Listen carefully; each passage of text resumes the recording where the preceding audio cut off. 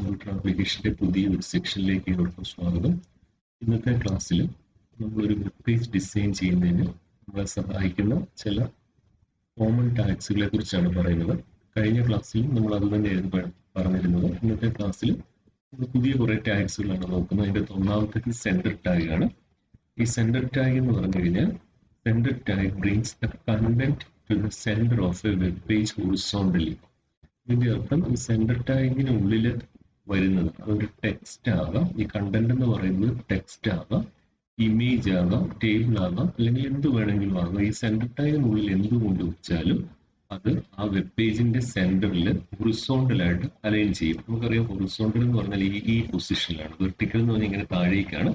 അപ്പോൾ centre tag എന്ന് പറഞ്ഞു കഴിഞ്ഞാൽ it is use to centre the content horizontally to a web page. Content എന്തൊക്കെയാന്ന് പറഞ്ഞിട്ടുണ്ട്. കണ്ടന്റ് എന്ന് പറഞ്ഞാൽ ടെക്സ്റ്റോ ഇമേജോ ടേബിളോ എന്ത് വേണേലും ആകാം.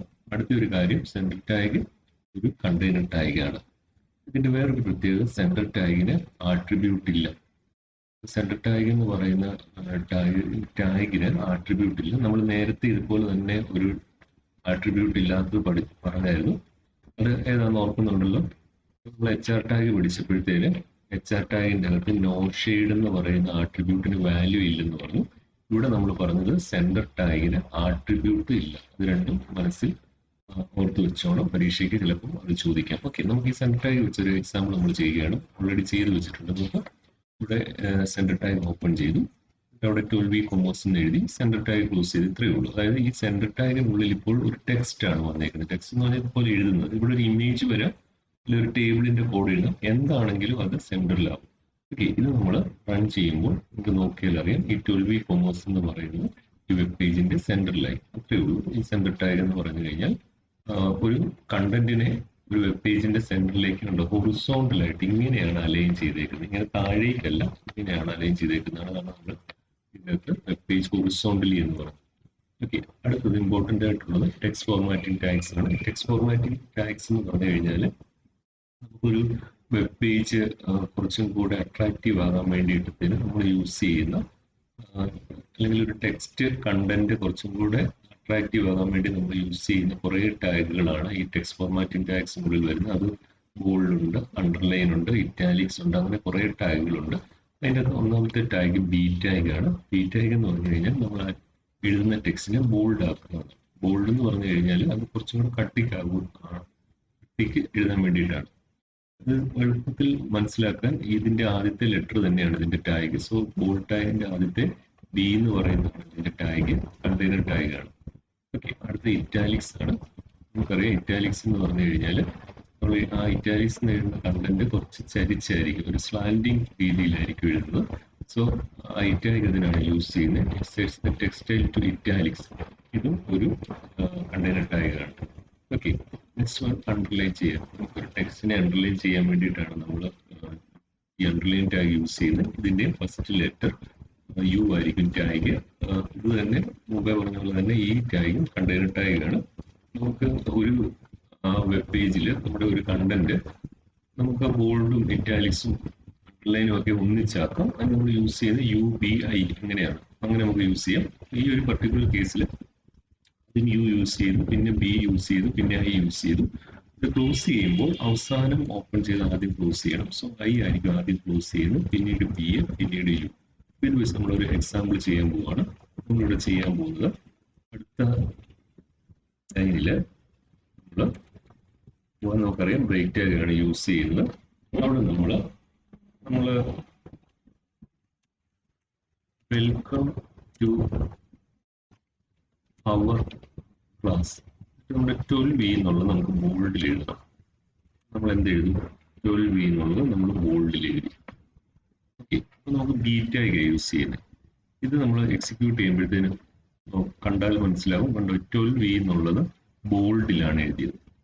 ഇനി നമുക്ക് മുമ്പേ കണ്ട അതിൻ്റെ അകത്ത് തന്നെ നമുക്ക് ബാക്കി ടാഗും കൂടെ യൂസ് ചെയ്യാം. നമുക്ക് ഈ വെൽക്കം ടു അവർ ക്ലാസ് തൊട്ട് ബോൾഡ്, ഇറ്റാലിക്സ്, അണ്ടർലൈൻ വേണം. അപ്പൊ നമ്മൾ എങ്ങനെ എഴുതും? ബോൾഡ്, ഇറ്റാലിക്സ്, ഐ ടാഗ് എന്നറിയാം, അണ്ടർലൈൻ യു ടാഗ് ആണ്. ഇതിനുള്ളിൽ നമ്മുടെ കണ്ടന്റ് എഴുതുക. നമ്മുടെ കണ്ടന്റ് ഇതായിരുന്നു. ഞാനിത് കട്ട് ചെയ്തിട്ടത്തേന് ഞാൻ ഇങ്ങോട്ടത്തേന് പേസ്റ്റ് ചെയ്തു. നോക്കാം U B A I A U എന്നുള്ള ഓർഡറിൽ എഴുതി. അപ്പം ക്ലോസ് ചെയ്യുമ്പോൾ എങ്ങനെ ആയിരിക്കും? യു ടാഗ് ആയിരിക്കും ആദ്യം ക്ലോസ് ചെയ്യുന്നത്, പിന്നീട് ഐ ടാഗ്, പിന്നീട് പി ടാഗ്, അങ്ങനെയായിരിക്കും അത് ക്ലോസ് ചെയ്തേക്കുന്നത്. ഇത് നമ്മൾ നേരത്തെ എഴുതിയ കോഡിന്റെയാണ്, കളയുന്നു. ഇനി ഞാൻ സേവ് ചെയ്തിട്ട് ഇത് എക്സിക്യൂട്ട് ചെയ്യുമ്പോഴത്തേനും നോക്കിക്കുക, വെൽക്കം ടു അവർ ക്ലാസ്. ഈ ഒരു പർട്ടിക്കുലർ ടെക്സ്റ്റ് ബോൾഡും ആണ്, ഇറ്റാലിക്സും ആണ്, അതുപോലെ തന്നെ അണ്ടർലൈനും ആണ്.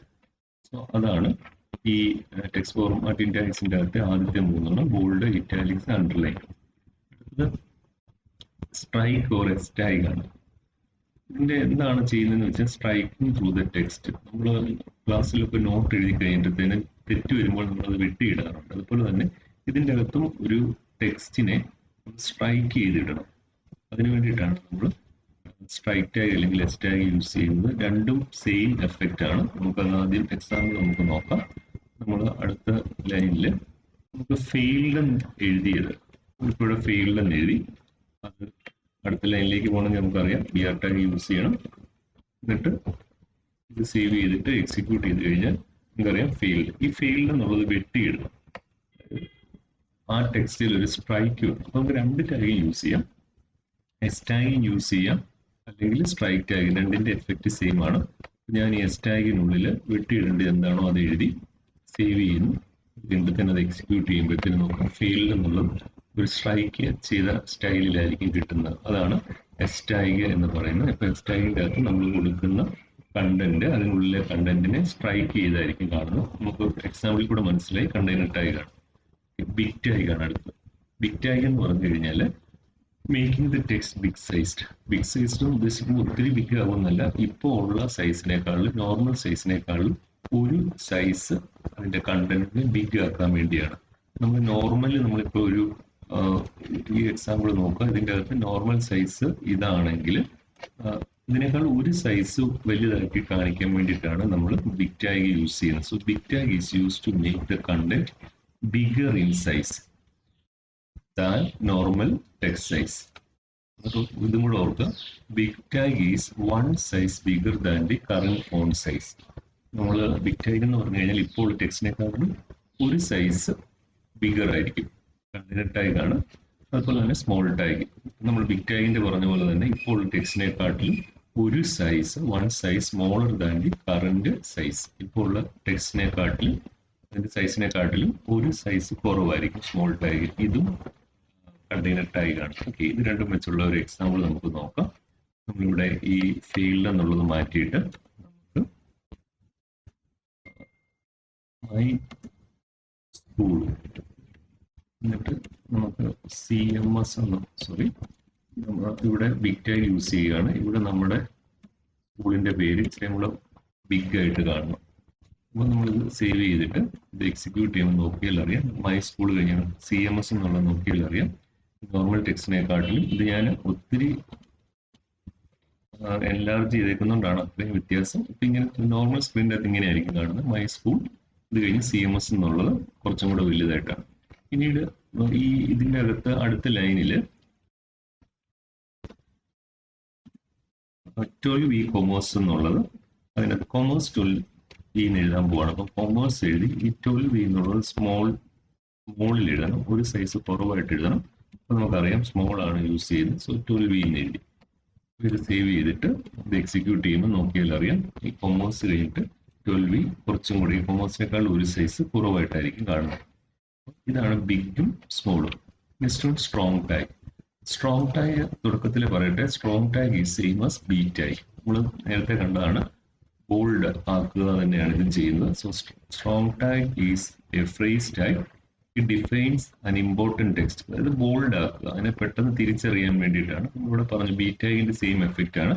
അതുപോലെ തന്നെ സ്ട്രോങ് ടാഗ് കണ്ടെയ്നർ ടാഗുമാണ്. ചെയ്ത് കാണിക്കേണ്ട ആവശ്യമില്ല, നമുക്ക് ഒന്നിച്ച് അവസാനം നമുക്ക് ഒരു എക്സാമ്പിൾ ചെയ്യാം. ഇവിടെ ഇത്രയും കാര്യങ്ങളാണ് നമ്മൾ ടെക്സ്റ്റ് ഫോർമാറ്റിന്റെ ആക്സിനകത്ത് നമ്മൾ കണ്ടത്. ഇത് നോക്കുക EM ടാഗ്. EM ടാഗിന്റെയും തുടക്കത്തിൽ പറയാം. EM ടാഗിന്റെ എഫക്റ്റ് എന്ന് പറഞ്ഞാൽ it is same as I tag. I tag use ചെയ്യുന്ന പോലെ, അതായത് ഇറ്റാലിക്സിൽ എഴുതുക, ചരിച്ചെഴുതാൻ വേണ്ടിയിട്ടത്തേനാണ് നമ്മൾ EM ടാഗ് യൂസ് ചെയ്യുന്നത്. സോ EM എന്ന് എംഫസൈസ് ചെയ്ത് ഒരു ടെക്സ്റ്റിനെ കുറച്ചും കൂടെ സ്ട്രെസ് ചെയ്യാൻ വേണ്ടിയിട്ട് നമ്മൾ പറഞ്ഞു കൊടുക്കുന്ന ടാഗാണ് EM ടാഗ്. EM ടാഗ് ഏതിന് തുല്യമാണ്? ഐ ടാഗിന് തുല്യമാണ്. തൊട്ട് മുന്നിൽ നമ്മൾ കണ്ടു ഈ സ്ട്രോങ് ടാഗ് എന്ന് പറഞ്ഞു കഴിഞ്ഞാൽ it same as B tag. ഇവിടെ EM ടാഗ് ഈ same as I tag. Okay, അടുത്തത് സബ് ആൻഡ് SUB ടാഗ് ആണ്. SUB tag and SUP tag. SUB എന്ന് പറഞ്ഞു കഴിഞ്ഞാൽ സബ്സ്ക്രിപ്റ്റ് എന്നാണ്. SUP എന്ന് പറഞ്ഞു കഴിഞ്ഞാൽ സൂപ്പർ സ്ക്രിപ്റ്റ്. എന്താണ് സബ്സ്ക്രിപ്റ്റ് എന്ന് പറയാൻ? ഉദാഹരണത്തിന് S2 എന്ന് നോക്കിക്കോ. ഇതിൻ്റെ അകത്ത് ഈ 2 എന്നുള്ളത് നമുക്കറിയാം സാധാരണ എഴുതിനേക്കാൾ കുറച്ച് താഴെയാണ് നമ്മൾ റെപ്രസെന്റ് ചെയ്യുന്നത്. ഇങ്ങനെ താഴെ ഒരു ലെവൽ താഴെയുള്ള അതിന് പറയുന്ന പേര് സബ്സ്ക്രിപ്റ്റ് എന്നാണ്. സബ്സ്ക്രിപ്റ്റ്. ഇതിൻ്റെ അകത്ത് ഏതൊക്കെയുണ്ട്? സബ്സ്ക്രിപ്റ്റ് 2 ഉണ്ട്, 4 ഉണ്ട്, അല്ലെങ്കിൽ 4 ഉണ്ട്. ഇത് രണ്ടുമാണ് ഇതിനകത്ത് സബ്സ്ക്രിപ്റ്റ്. സബ്സ്ക്രിപ്റ്റ് എഴുതണമെന്നുണ്ടെങ്കിൽ നമ്മൾ യൂസ് ചെയ്യുന്നത് സബ് എന്ന് പറയുന്ന ടാഗാണ്. ഇനി നോക്കുക, ഇവിടെ A² എന്നുള്ളത് ഇതിൻ്റെ അകത്ത് ഈ 2 അല്ലെങ്കിൽ B² അകത്ത് ഈ 2, ഇത് നമുക്കറിയാം സാധാരണ ലെവലിനെക്കാട്ടിലും ഒരു ലെവലിൽ മുകളിലാണ്. അപ്പോൾ അതിന് പറയുന്നത് സൂപ്പർ സ്ക്രിപ്റ്റ് എന്നാണ്. അത് ഡിനോട്ട് ചെയ്യുന്നത് SUP എന്നുള്ളതാണ്. ഈ രണ്ടും കണ്ടെയ്നർ ടാഗാണ്. നമുക്ക് ഒരു എക്സാമ്പിൾ ചെയ്ത് നോക്കാം. നമ്മൾ ഇതിൻ്റെ അകത്ത് ഈ ബാക്കി കാര്യങ്ങളെല്ലാം നമുക്ക് ഡിലീറ്റ് ചെയ്തിട്ട് നമുക്ക് H2O എന്ന് എഴുതണം. നമുക്കറിയാം H എഴുതി 2 എന്നുള്ളത് കുറച്ച് താഴെ നിൽക്കേണ്ടി. അപ്പൊ നമുക്ക് ഏത് ടാഗാണ്? സബ് ടാഗാണ്. 2O എന്ന് എഴുതി. മനസ്സിലാക്കാൻ എളുപ്പ കാര്യം 2 ആണ് സബ്സ്ക്രിപ്റ്റ് എന്ന് നമുക്കറിയാം. അപ്പം സബ്സ്ക്രിപ്റ്റ് ടാഗിനുള്ളിൽ എന്താണോ താഴെ നിൽക്കേണ്ടി, താഴത്തെ ലെവലിൽ നിൽക്കേണ്ടി അത് എഴുതുക. ആ ടാഗ് ക്ലോസ് ചെയ്യുക. ഇത് നമ്മൾ സേവ് ചെയ്യുമ്പോഴത്തേന് നമുക്കറിയാം ഇതിൻ്റെ അത് H2O റെപ്രസെന്റ് ചെയ്ത കണ്ടോ, 2 കുറച്ച് താഴെയാണ്. നമുക്ക് വേറൊരു എക്സാമ്പിൾ എഴുതാം. H2SO4 എന്ന് നമ്മൾ എങ്ങനെ എഴുതും? H2 അടുത്ത ലൈനിൽ പോകാൻ നമുക്കറിയാം BR ടാഗ് ആണ്.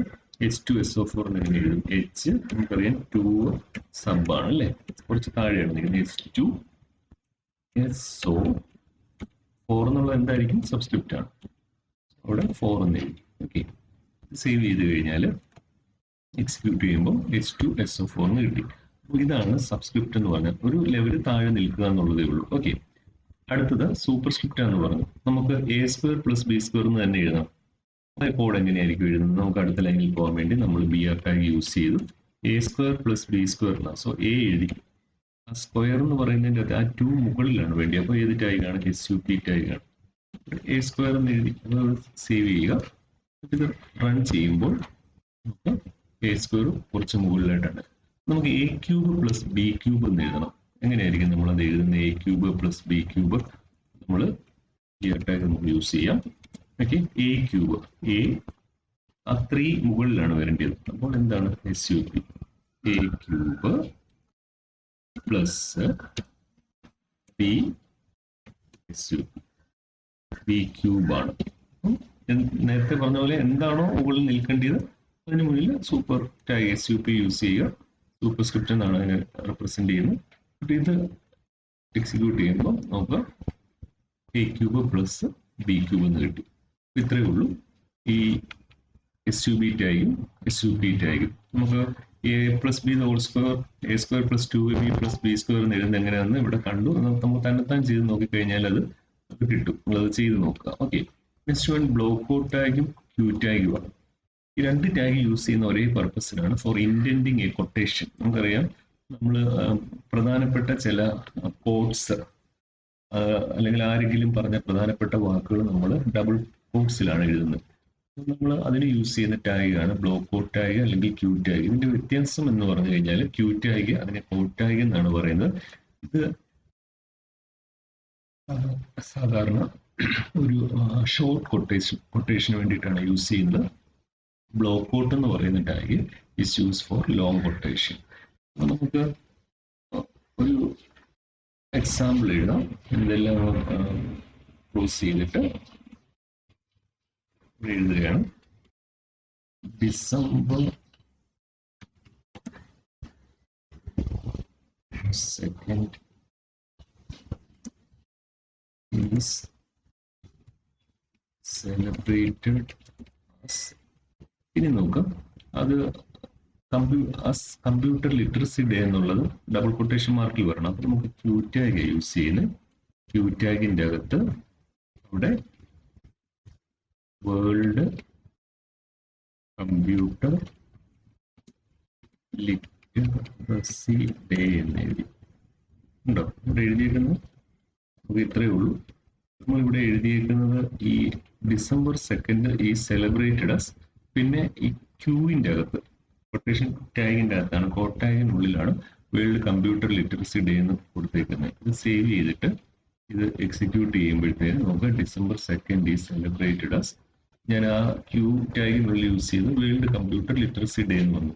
നേരത്തെ പറഞ്ഞു എന്താണ് പിന്നെ ബ്ലോക്ക് ഔട്ട് തമ്മിലുള്ള വ്യത്യാസം. ബ്ലോക്ക് ഔട്ട് എന്ന് പറഞ്ഞു കഴിഞ്ഞാൽ വലിയ ഒരു കോട്ട് ഡബിൾ കോട്ട്സിനുള്ളിൽ വരണം. അപ്പൊ നമ്മൾ ലോങ് കൊട്ടേഷനെ ഡിനോട്ട് ചെയ്യാൻ വേണ്ടിയിട്ടാണ് നമ്മൾ ബ്ലോക്ക് ഔട്ട് ടാഗിന്റെ ഈ ടാഗ് യൂസ് ചെയ്യുന്നത്, അല്ലെങ്കിൽ ബ്ലോക്ക് ഔട്ട് എന്ന് പറയുന്ന ടാഗ് യൂസ് ചെയ്യുന്നത്.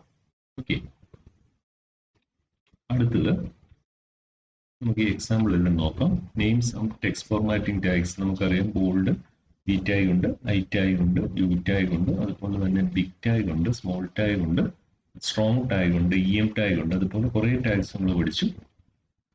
List the different attributes of H R tag. H R ടാഗിന്റെ ആട്രിബ്യൂട്ട്സ്, അത് എച്ച് ആർ ടാഗ് എന്താണെന്ന് അറിയാം. എച്ച് ആർ ടാഗ് എന്ന് പറഞ്ഞാൽ ഹൊറിസോണ്ടൽ റൂൾ ആണ്, ഇതൊരു എംപ്റ്റി ടാഗ് ആണ്, അതാണ് അതിന്റെ പ്രത്യേകത. ഇതിന്റെ ആട്രിബ്യൂട്ട്സ് എന്ന് പറഞ്ഞാൽ സൈസ് ഉണ്ട്. സൈസ് എന്താണെന്ന് പറഞ്ഞാൽ size specifies thickness of the line, ഇതിന്റെ വാല്യൂ പിക്സലിലാണ് പറയുന്നത്.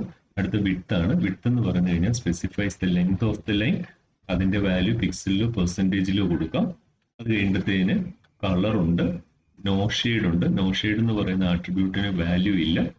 അതുപോലെ തന്നെ അലൈൻ ഉണ്ട്, അലൈന് ലെഫ്റ്റ് റൈറ്റ് സെന്റർ. അപ്പൊ ഇതിന്റെ ആട്രിബ്യൂട്ട്സ് എന്തൊക്കെയാണ്? Size, width, colour, no shade, അതുപോലെ തന്നെ align. How many levels of heading tags are available in HTML? നമുക്കറിയാം ഹെഡിങ് ടാഗ്സ് 6 ഡിഫറെന്റ് ലെവൽസ് ആണ്, from H1 tag to H6. Highest heading H1ഉം H1 ടാഗും, smallest heading H6 ടാഗും. Write HTML code segment to display SQ plus Y cube. നമ്മൾ already അത് ചെയ്തതാണ്. SQ plus Y cube എന്നുള്ളത് നമ്മൾ ചെയ്തതാണ്. നമുക്കറിയാം 3 രണ്ടും ഇവിടെ സൂപ്പർ സ്ക്രിപ്റ്റ് ആണ്. സോ ഈ 3ക്ക് മുന്നിൽ SUP യൂസ് ചെയ്യുക, 3 കഴിയുമ്പോൾ SUP ക്ലോസ് ചെയ്യുക. ഇവിടെയും അതുപോലെ തന്നെ. Say true or false. BR tag is an empty tag. നമുക്കറിയാം true ആണ്. EM tag and I tags have same usage in HTML document. True ആണ്, അതായത് രണ്ടും ഇറ്റാലിക്സിലാക്കാൻ വേണ്ടിയിട്ടാണ്.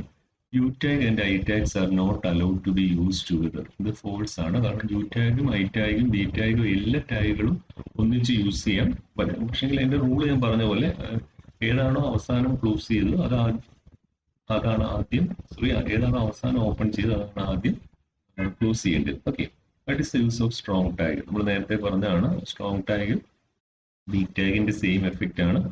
അതുപോലെ തന്നെയാണ് 7ാമത്തെ ക്വസ്റ്റ്യനും. സ്ട്രോങ് ടാഗിന് തുല്യമായിട്ടുള്ള ടാഗ് ഏതാണെന്നാണ്, അത് ബി ടാഗ് ആണ്.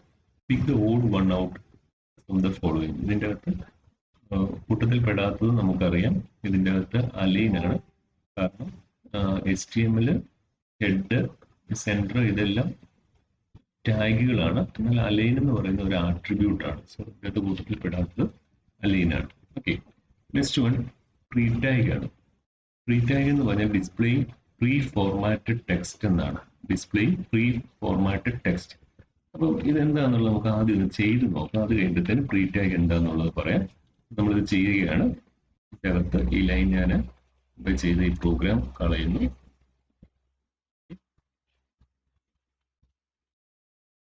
ഇവിടെ ഞാനൊരു ടെക്സ്റ്റ് ഇങ്ങനെയാണ് ടൈപ്പ് ചെയ്യാൻ പോകുന്നത്. വെൽക്കം, കുറേ സ്പേസ് ഇട്ടു, ടു അവർ ക്ലാസ് എഴുതി, കുറച്ചും കൂടെ സ്പേസ് ഇട്ടിട്ട് ഇവിടെ 12 എന്ന് എഴുതി. നമ്മളിവിടെ ചെയ്തെങ്ങനെയാണെന്ന് കണ്ടു. വെൽക്കം, കുറേ സ്പേസ് ഉണ്ട്, ഇത്രയും സ്പേസ് ഉണ്ട്, അടുത്ത ലൈനിൽ പോയി കുറേ സ്പേസ് ഉണ്ട്, ഇങ്ങനെയൊക്കെയാണ് എഴുതിയത്.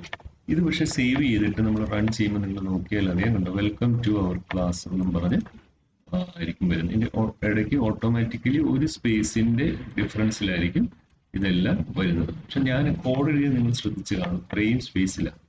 എന്നാൽ എനിക്ക് ഞാൻ എങ്ങനെയാണോ ടെക്സ്റ്റ് എഡിറ്ററിൽ ഒരു ടെക്സ്റ്റ് എൻ്റർ ചെയ്തത് അതുപോലെ തന്നെ എനിക്ക് വെബ് പേജിൽ ഡിസ്പ്ലേ ചെയ്യണം. പറയുന്നത് മനസ്സിലായോ? അതായത് എനിക്ക് സ്ക്രീനിലും വെബ് പേജിൻ്റെ അകത്ത് ഇതുപോലെ തന്നെ എനിക്ക് കിട്ടണം.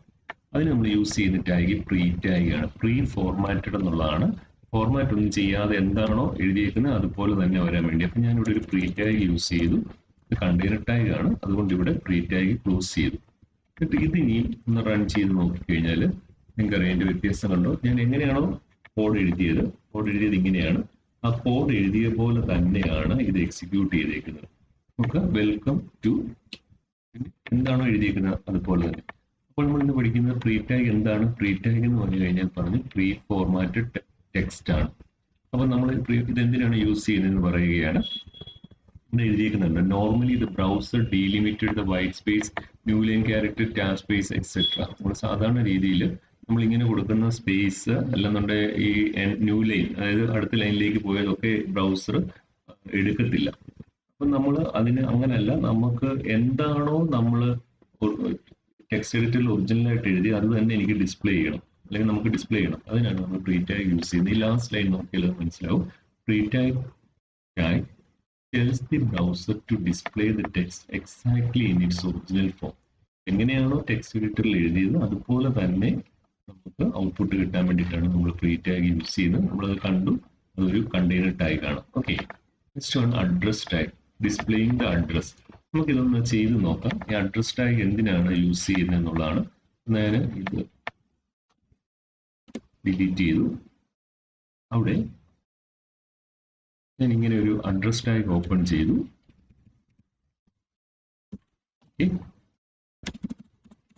അതിനുള്ളിൽ ഞാൻ ഇവിടെ 12V എന്ന് എഴുതാൻ പോവാണ്. 12V അടുത്തില്ലെങ്കിൽ നമുക്കറിയാം ബ്രേക്ക് ടാഗ് ആണ്. ഇവിടെ TMS XSS break tag, Mallappally അവിടെ ഒരു ബ്രേക്ക് ടാഗ് യൂസ് ചെയ്തു. അത് കഴിഞ്ഞിട്ട് ഇവിടെ പത്തനംതിട്ട എന്ന് എഴുതി. അഡ്രസ് ടാഗ് കണ്ടന്റ് ടാഗ് ആണ്. അഡ്രസ് ടാഗിനകത്ത് നമ്മൾ ഇങ്ങനെ എഴുതിയേക്കുന്നത് നമ്മുടെ ക്ലാസിന്റെ പേര്, സ്കൂളിന്റെ പേര്, സ്ഥലം, പിന്നെ ഡിസ്ട്രിക്റ്റ് എഴുതിയേക്കുന്നത്. സേവ് ചെയ്തിട്ട് ഇത് എക്സിക്യൂട്ട് ചെയ്യുമ്പോഴത്തേനും നിങ്ങൾക്ക് അതിനകത്ത് എന്തെങ്കിലും കാര്യം പെട്ടെന്ന് മനസ്സിലായോ? അതായത് അഡ്രസ് ടാഗിന് ഉള്ളിൽ കൊടുക്കുന്ന കണ്ടന്റ് ഓട്ടോമാറ്റിക്കലി ഇറ്റാലിക്സിലായി അല്ലേ? EM ടാഗ് യൂസ് ചെയ്യുന്ന പോലെയാണ്, സ്ലാൻഡിങ് ആണ്, ചരിച്ചാണ് എഴുതിയേക്കുന്നത്. പെട്ടെന്ന് അത് തിരിച്ചറിയാൻ വേണ്ടിയാണ്. സോ അഡ്രസ് ടാഗ് അത്രയേ ഉള്ളൂ. അതിന്റെ യൂസ് എന്ന് പറഞ്ഞു കഴിഞ്ഞാൽ ഒരു ഇൻഫർമേഷൻ, അത് ഫോൺ നമ്പർ ആകാം അല്ലെങ്കിൽ അഡ്രസ് ആകാം, ഇങ്ങനത്തെ കാര്യങ്ങൾ പെട്ടെന്ന് തിരിച്ചറിയാൻ വേണ്ടിയിട്ടത്തേന് നമ്മൾ എഴുതുന്നതാണ് അഡ്രസ് ടാഗ്. ഇവിടെ പറഞ്ഞിട്ടുണ്ട് most of the browsers display the text in italics. നമ്മളിവിടെ കണ്ടു അഡ്രസ് ടാഗിനുള്ളിൽ എഴുതുന്ന കാര്യങ്ങൾ ഇറ്റാലിക്സിലായിരിക്കും വരുന്നത്. ഓക്കെ, അത് അതിന്റെ അഡ്രസ് ടാഗിനുള്ളിലെ കാര്യങ്ങൾ ഇറ്റാലിക്സ്, അല്ലെങ്കിൽ അതിന് വേറൊരു ടാഗ് നമുക്കറിയാം EM ടാഗ് ആണ്. Okay, next one market tag ആണ്. നമുക്ക് അടുത്ത സെക്ഷനിൽ നമുക്ക് നോക്കാം. അപ്പൊ ഇന്ന് പഠിച്ച കാര്യങ്ങളും എല്ലാം ഈ ടെക്സ്റ്റിലെ ബേസ്ഡ് ആയിട്ടാണ് ക്ലാസ് എടുത്തിരിക്കുന്നത്. അത് ടെക്സ്റ്റ് ഉള്ളവരത് വെച്ച് നോക്കുക, ചെറിയ എക്സാമ്പിൾസ് ചെയ്ത് നോക്കുക. Okay, thank you for watching.